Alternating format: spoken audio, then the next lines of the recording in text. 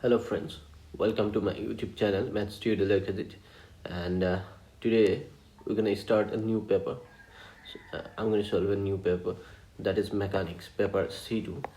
This is set by Dibrugarh University for physics honors, BSc first sem, BSc first sem, right? So this is a mechanics paper of 2019, right? So before we start, please subscribe the channel if you are new to my channel, and share with your friends and hit the thumbs up button if you like my videos, and stay connected. Also hit the bell icon so that you get notified when I will upload a new video. So now let's start. So first one, choose the correct answer. Choose the correct option from the following. So which of the following quantities is or are not invariant under Galilean transformation? So under Galilean transformation, velocity is invariant and position. So here position is not mentioned. Instead of position we have space here. So same thing. So space and velocity, these are invariant under Galilean transformation. So here the first option will be the correct option. And next, let's move on to question number 2. Here we have a particle moves under effect of force Fcx, right? So we have a particle, a force is acted upon it, that is F is equal to Cx, where C can be considered as a constant, and moving from 0 to x1. It is moving from 0 to x1. So what will be the work done? We need to find the work done. So you know, work done is equal to W is equal to integration f dx. So as it is moving from 0 to x1, so we have to integrate it from 0 to x1, so f dx. Now you see our f is cx, right? Cx dx. So c is a constant, so it can be taken out of the integral. So you can take it out of the integral c, integration 0 to x1 x dx, and integration of x is what? You know that x is square by 2, and we are integrating it from 0 to x1, right? So if you put lower and upper limit and subtract, then what you will get? X1 square minus x1 square by 2 minus 0 square by 2, that's gonna be c x1 square by 2. So here the option 3 will be the correct. There is a printing mistake, cx1 whole square is written. Actually this option should be cx1 square by 2. It should have been cx1 square by 2. The square should be on x1 only. So from our calculation we got to know that, right? So now let's move on to next question. So let me clean this part. Now you see, time period of an Earth satellite in a circular orbit is independent of. So what here you see the time period of an Earth satellite. So Earth satellite, it is independent of Earth satellite in a circular orbit. It is independent of. Here first option is given both mass and radius of the orbit, both mass and radius of the orbit, then radius of the orbit, then mass of the satellite, then neither mass of the satellite nor radius of the orbit. So here correct option is your mass of the satellite. So this is your correct option 3. So correct option is option 3, mass of the satellite, right? So this is your correct option. So next one, a body of mass m is placed on the Earth's surface. It is taken from the Earth's surface to a height h is equal to 3. Okay, so on the Earth's surface we have an object. This is Earth's surface, Earth radius r on this surface, right? Then it is taken to a height of, this height from the Earth is h is equal to 3r, right? the change in gravitational force, gravitational potential energy of the body. We need to find the change in gravitational potential energy of the body. Now you see, when the object is on the earth surface, then gravitational potential energy will be given by capital G, capital M, small m by r. Here capital M is the mass of the earth, suppose, and small m is the mass of the object. So this is on earth, right? So when it is taken at the height, taken to a height h is equal to 3r, then when it is at a height, then its potential energy should be minus g capital M small m. Okay, so here you see, on the earth the potential, gravitational potential energy is this, minus capital G capital M small m by r, and at height h it should be capital G capital M small m by capital R plus h, right? It should be that. So now if you put the value that h is equal to 3r here, then what are you gonna have? Then you're gonna have minus capital G capital M small m by r plus 3r. That's gonna be 4r, right? So let me write down this one here.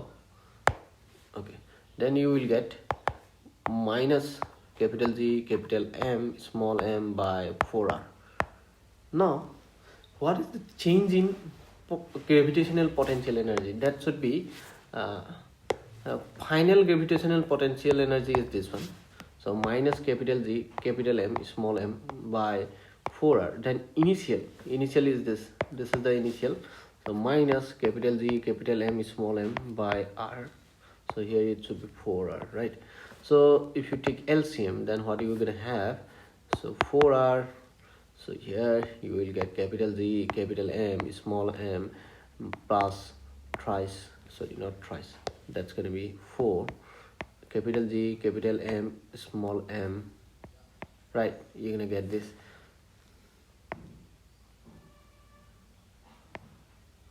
Okay, so let me write it properly. So you will get here capital G capital M small m, right? So now you see, then you will get 3 capital G capital M small m by 4r, right? So now you see,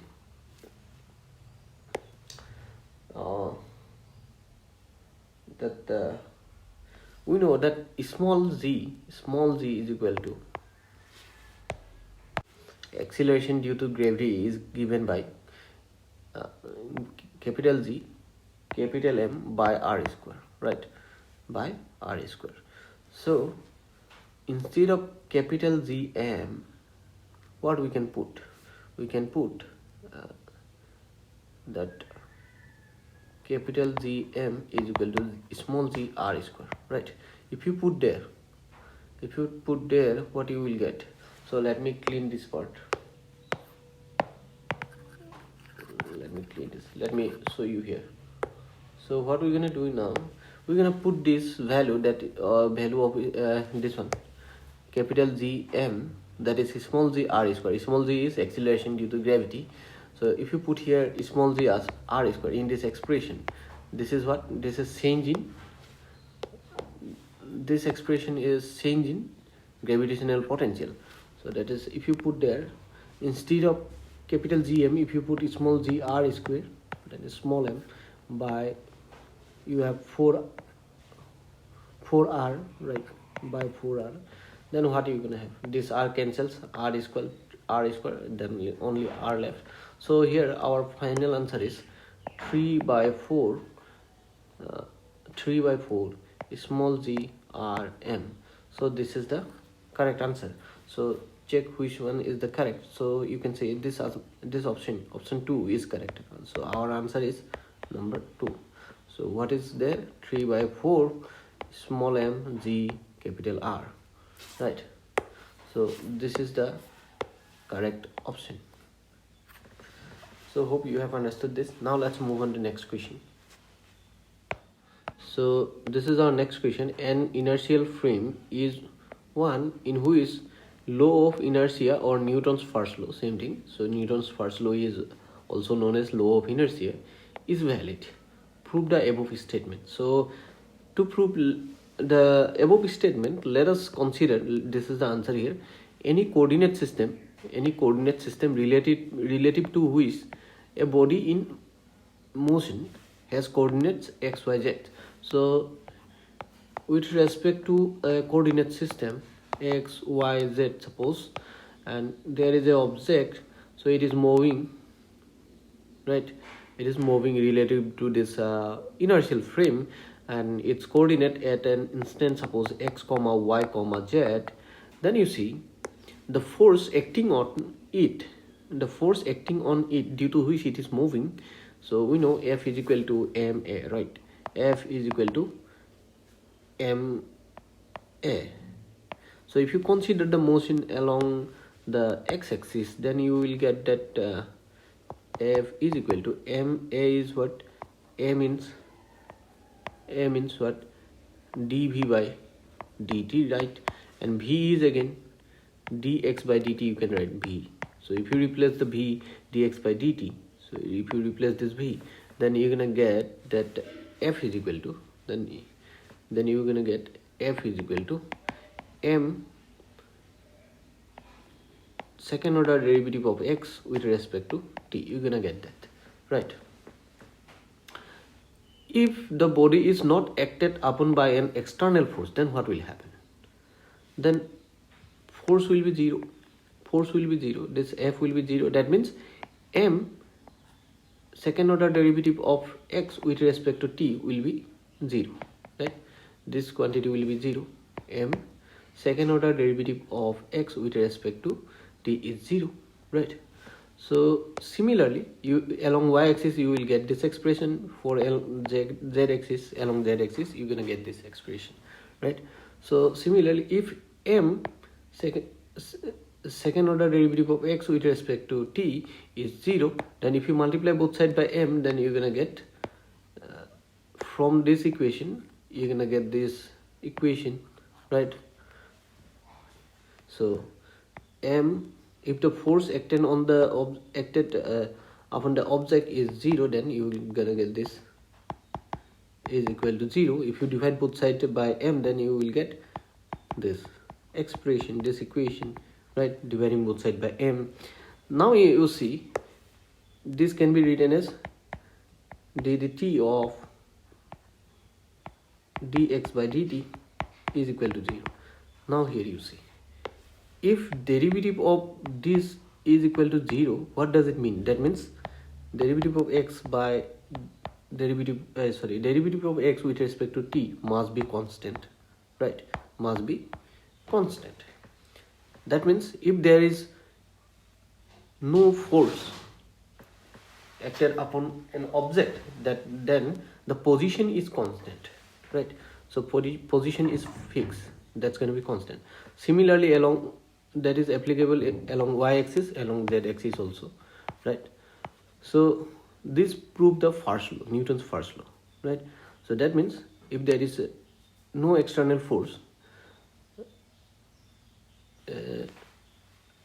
acting on the object, then there will be no change in its position.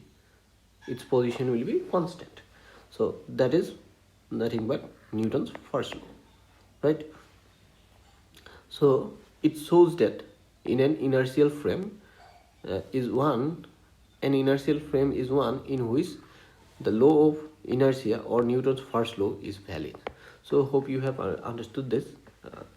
So let me clean this so that you can write the answer from here. So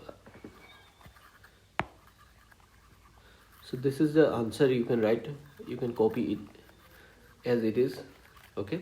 Just in order to explain, I have written those things. Just this is the answer, right?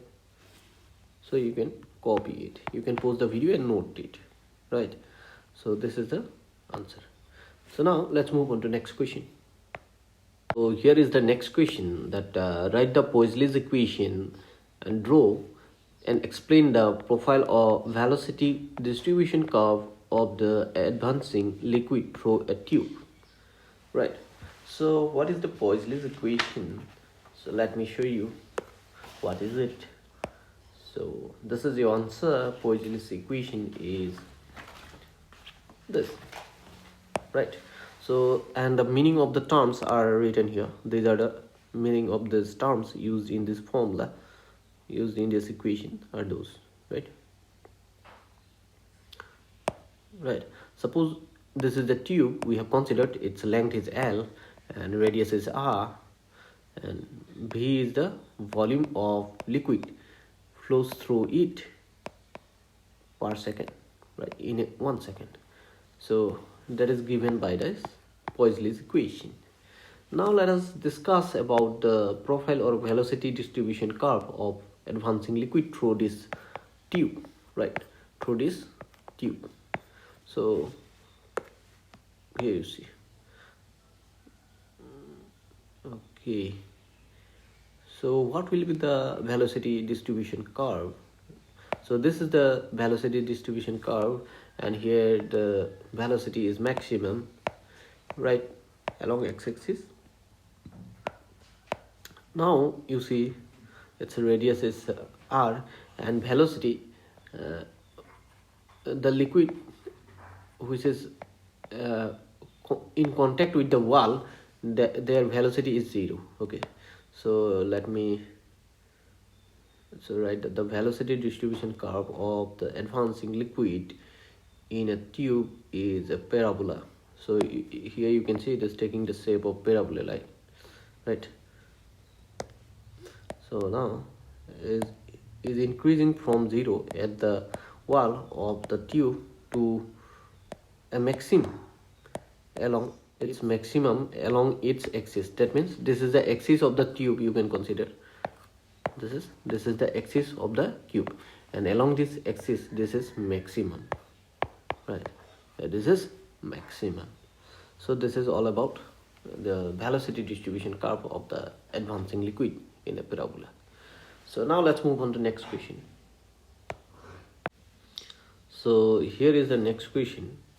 You can see that the acceleration due to gravity on the surface of a moon is this. This is the acceleration due to gravity on the surface of the moon. So what is the time period of a simple pendulum on the surface of the moon if the time period on the earth surface is given this? So this is the time period on the earth surface, and this is acceleration due to gravity on the moon surface, right? So let me show you how to solve this problem. So here, so the solution, time period of a simple pendulum on the earth surface is given by this. Let me write here TE. So this is the expression to find the time period on earth surface, time period of a simple pendulum of earth surface. So that is already given, 3.5 seconds here. So GE is 9.8 meter per second square on earth surface, right? Acceleration due to gravity on earth. Then time period of the pendulum on the, let me TM, on the moon will be this. So G small m represents the acceleration due to gravity on the moon, right? GM, that is given already 1.7 into meter per second. So actually this should be meter per second square. That's, I made a mistake here. So that should be meter per second square, not meter per second, meter per second square, right? So this is the gravitational acceleration due to gravitation on the surface of the moon. So here you see Tm by Te. If you find the ratio, then you're gonna get this expression, and cancelling 2 pi, and root L also will be gone. Then you will get G small e by Gm, right? Let's put the values here. Then what you will get, if you put the value here, you will get this, right? So now let us calculate this. So you will get this result. So this is the time period of the simple pendulum, right, on the moon surface, on the surface of moon, right? So this is the answer. 8.4 seconds, that's what we have got. So let's move on to next question. So that this is the next question. We are to show that the basic laws of physics are invariant under Galilean transformation. So here we're going to show that second law of motion is invariant. Second law of motion is invariant under Galilean transformation. Then conservation of momentum, and also we will discuss about conservation of energy also. We have taken only second law of motion because here you see from the second law of motion we can obtain the first and the third law as well. So that's why second law of motion is called real law of motion or complete law of motion, you can consider. So that's why we're going to show only the second law of motion and conservation of momentum as well as conservation of energy. These laws are invariant under Galilean transformation. So let me show you how to solve this. Reference, here you see. So these are the frame, and S as this, and P is an object. Its position vectors are R and R dash respectively. So it is moving. This frame S dash is moving with velocity v, constant velocity v, right? So here you see. Let me write what I have considered here. Let us consider two systems, S and S dash. S dash is moving with constant velocity relative to S. If constant velocity v, okay, relative to S, if the velocity of the particle P relative to S is u, then by the Galilean transformation, the velocity of P relative to S dash is given by u dash is equal to u minus v. So if you consider the relative motion, you have got in higher secondary level also how to find relative motion. Okay, motion in one frame relative to another frame. That is, here we are getting that u dash, which is velocity of the particle P relative to this frame S dash, right? That is u dash is equal to u minus v dash. So you have to subtract the velocity of the S dash from the velocity of P relative to S, right? So that's what we have done here. So then du dash by dt, if you differentiate, then you're gonna get this equation. So if you differentiate v with respect to t, that's gonna be 0 because v is a constant velocity. So let me write here constant velocity. Just v is a constant velocity, right? Constant velocity. So hope you have understood. Now we know rate of change of velocity is acceleration. So rate of change of velocity in the frame S dash, that is a dash, and in the frame A, that is a only. In the frame S, it is a only. So here acceleration is invariant, right? We have got acceleration is invariant because we are getting a dash is equal to a. So now this is acceleration of the particle in S dash and it is in S, right? So if m is the mass of the particle at P, then what will you get? Then m a dash will be equal to m a. So from this equation, so equation number 1, we have multiplied m with a dash and a on both sides. We have multiplied m. We have got this equation after multiplication, right? So then multiplying 1 by m. So then let's move on to next slide. This is our equation that we have obtained in the previous slide. So this is nothing but f dash. This is force acting on the particle relative to the system S dash, and that of the particle that act on the particle, force act on the particle relative to S is F only. So here let me write the meanings. So now F dash is equal to F. What does it mean? That means the Newton's second law of motion is invariant under the Galilean transformation, right? Because mathematical formulation of second law is F is equal to ma, right?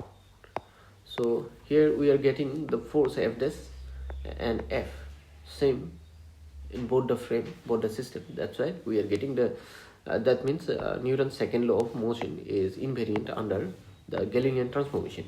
Now, as Newton's second law of motion can explain, or it is a real law of motion which can explain both first and third law of motion. That's why if it is invariant, then the other two laws are also invariant, right, under Galilean transformation.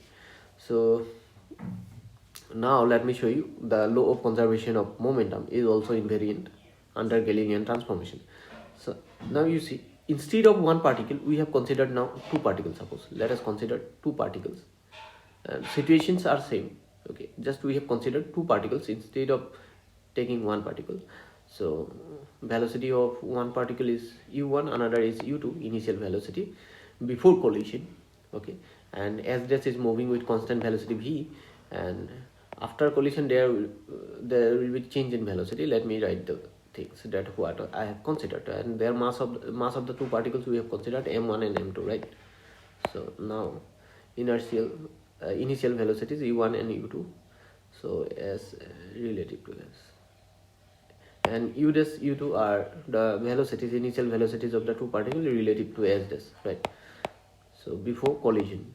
Okay, so velocities after collision. So suppose we have considered that these two particles are moving in such a way they collide each other and the collision lasts for time t, then v1 v2 with respect to s, and v velocities v1 dash v2 dash relative to s dash after collision. These are the velocities of the two particles. Now by conservation of momentum in s, in the frame S, we will get m1 u1 plus m2 u2, that is total momentum before collision, then total momentum after collision, right?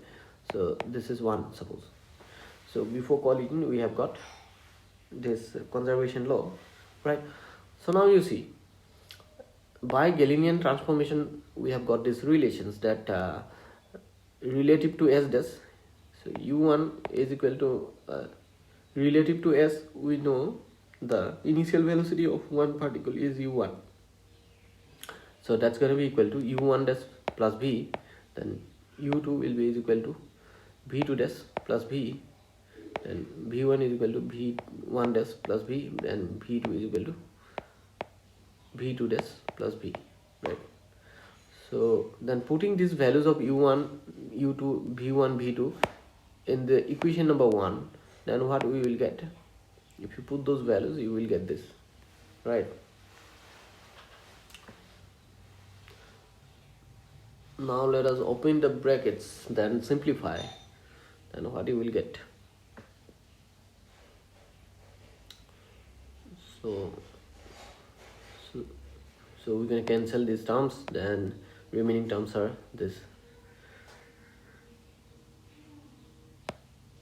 So here you see, this is the total momentum before collision in the frame S dash, and this is the total momentum after collision in the frame S dash, right?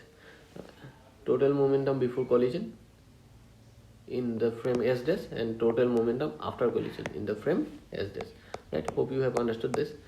So total momentum before collision in S dash, and same thing after collision in S dash.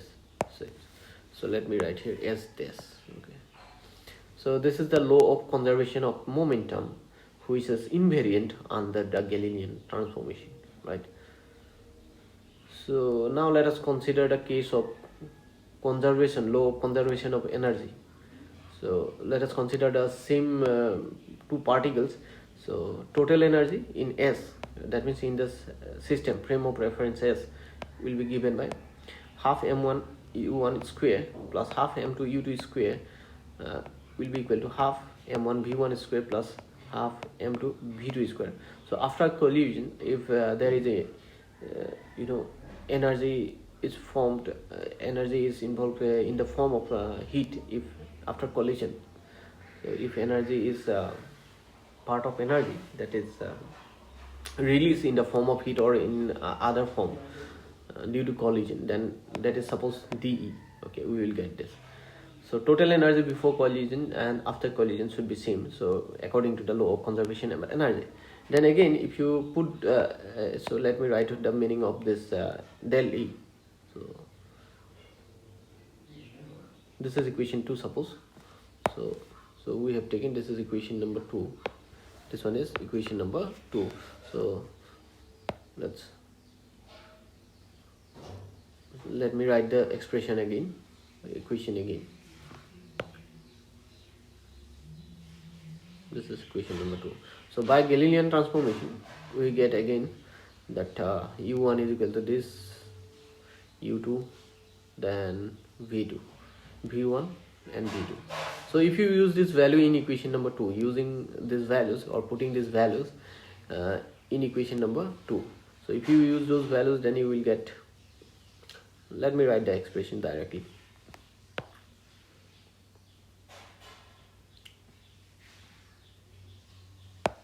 Now let us expand those terms using a plus b whole square formula.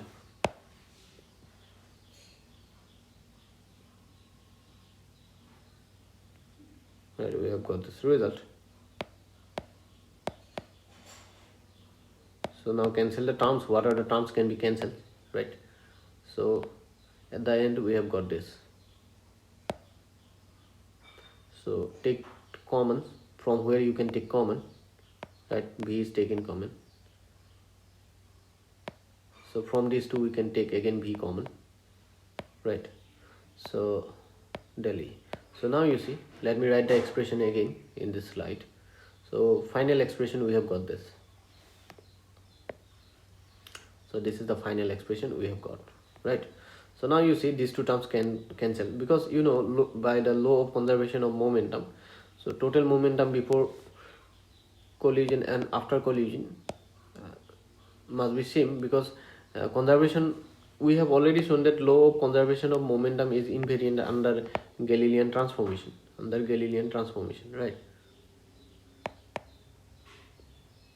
So m1 u1 dash m2 u2 dash is equal to m1 v1 dash plus m2 v2 dash. So if these two are equal, so these two terms are also equal and they can cancel each other. So after cancelling these terms, we have got our final relation. So this one is our final relation, right? So this is the law of conservation of energy. This is total energy before collision, total energy after collision. So relative in the frame as this, right? So that's why we can write that under Galilean transformation, the law of energy conservation energy law is also invariant, right? So hope you have understood this. So let me write this. Okay. Thus, so as we have seen that second law of motion, law of conservation of energy, law of momentum, also law of conservation of momentum, all are invariant in under a Galilean transformation. So we can say all the basic laws of physics are invariant in under Galilean transformation. Let's move on to next question now. So this is our next question. So here you see, derive an equation for the motion of a rocket. So here the meaning of the terms given here. Okay, so now you see, so m0 is the mass of the rocket with fuel. So as the rocket left, then fuel will be decreased. So mass of the rocket left in time t, and very small interval of time dt, in very small interval of time dt. So dm is the small decrease in mass, and corresponding increase in velocity is dv. So dv is the corresponding increase in velocity of the rocket. Now vg is the velocity of the exhaust gas with respect to the earth, and v is the velocity of the rocket, so in time t, right? So in time t we have considered that way. So now you see, by the law of conservation of momentum, you can write capital mv m minus dm. That means so after the rocket is left, so dm is the increase in the mass in time t, so into v plus dv, because dv is the increase in velocity, so then small dm. So here it should be capital dm, right? This should be d capital M, actually d capital M, right? So then you will get this expression after simplification, right? So here you see, as dm and dv are very small, that's why their product is too small, so we're gonna neglect that product dm dv, we're gonna neglect it, right? So after neglecting and cancelling these terms, our expression becomes this. So now let me write the expression again. So here you see v plus vg, and that's gonna be equal to the minus u, which is the exhaust gas with respect to art, velocity of exhaust gas. Here you see, actually this should be here you see this minus u should be the velocity of exhaust gas with respect to the rocket, actually. Okay, and with respect to the earth, this is the exhaust velocity of exhaust gas. Okay, so as the rocket is moving in opposite direction, so that's why here this minus sign comes. Okay, so exhaust gas and our rocket is moving in opposite direction, that's why this minus comes here, right? So then what we're gonna have, if you use this value here, then this expression will be this. So now let us divide both sides by dt, then you're gonna get this. Now taking the effect of gravity on the motion of the rocket, taking that one into account, so the above equation becomes this, right? So because the earth pull the rocket with this capital mg, right, with the force capital mg. So now dividing both sides by capital M, we have got this expression. Now let us integrate. Okay, so now we can integrate. So integrating this one m to m naught to m, and integrating time from 0 to t, and v dv 0 to v, so you will get this expression, right? Now here we are going to use the property of log, that is log of m minus log of n gives log m by n. We're going to use this property here. Okay, if you use that, then you should get this result. But if you make this sign positive, then you should get log m naught by m, right? So this is the required expression, this is the required equation. So hope you have understood this. And if you have understood, please share with your friends, subscribe the channel. If you're new to my channel, hit the thumbs up button and also hit the bell icon.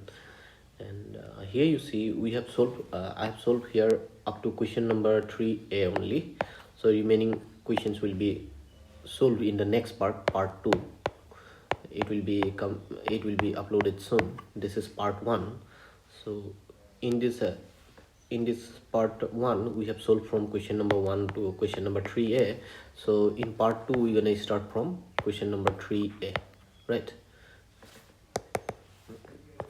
Question number 3b, we are going to start from question number 3b.